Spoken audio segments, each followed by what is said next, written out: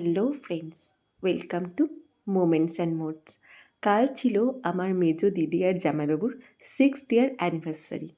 তারই সেলিব্রেশন করতে রাতের ডিনারে আমরা পৌঁছে গেছিলাম শ্যামনগর আমি কলকাতা রেস্টুরেন্টে। ডিনার পার্টিটা ওদের তরফ থেকে থাকলেও কিছু সারপ্রাইজ তো আমার তরফ থেকেও ছিল।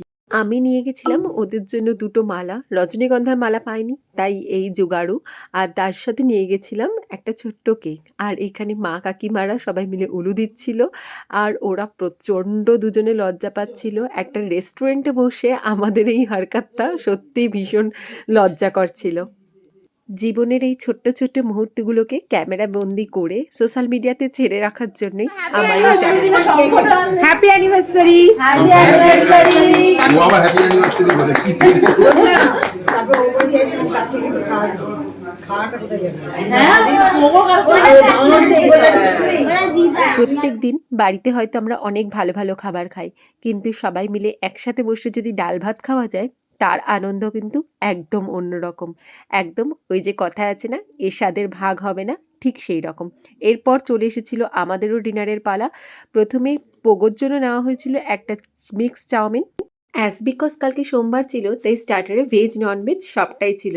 এটা পনিরের কিছু একটা স্টার্টার আইটেম ছিল যেটা আমি যাওয়ার আগেই অর্ডার করেছিল, তো আমি জানি না। নেক্সট আমাদের জন্য আনা হয়েছিল ক্রিসপি চিকেন ফিশ ফিঙ্গার, যেটা খেতে খুবই খুবই খুবই টেস্টি ছিল।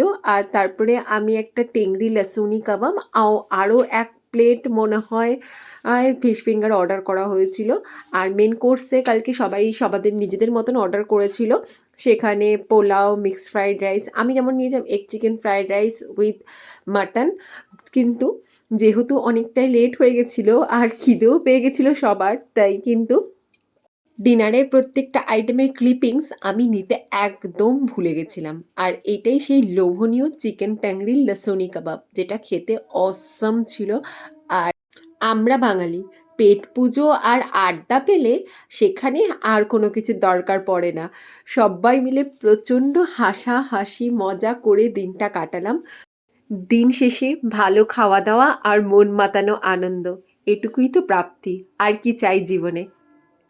দিনটা ছিল খুবই স্পেশাল মেজদি আর সুমনদার কাছে, তাই ওদেরও কিছু সুন্দর সুন্দর প্রেমের মুহূর্ত আমি ক্যামেরা বন্দি করতে কিন্তু একদম ভুলিনি। ওরা দুজন দুজনকে খাইয়ে দিল। ইভেন সে সব ইভেন্টের শেষে ওরা দুজনে মিলে যখন ফটো তুলছিল তখনও কিন্তু আমি চুপটি করে ভিডিও করে নিয়েছি। চলো টাটা, এবার আমাদের যাওয়ার পালা। অনেকটা রাত হয়ে গেছে। আজকের ভিডিওটা এই অবধি। সবাই খুব ভালো থাকবে।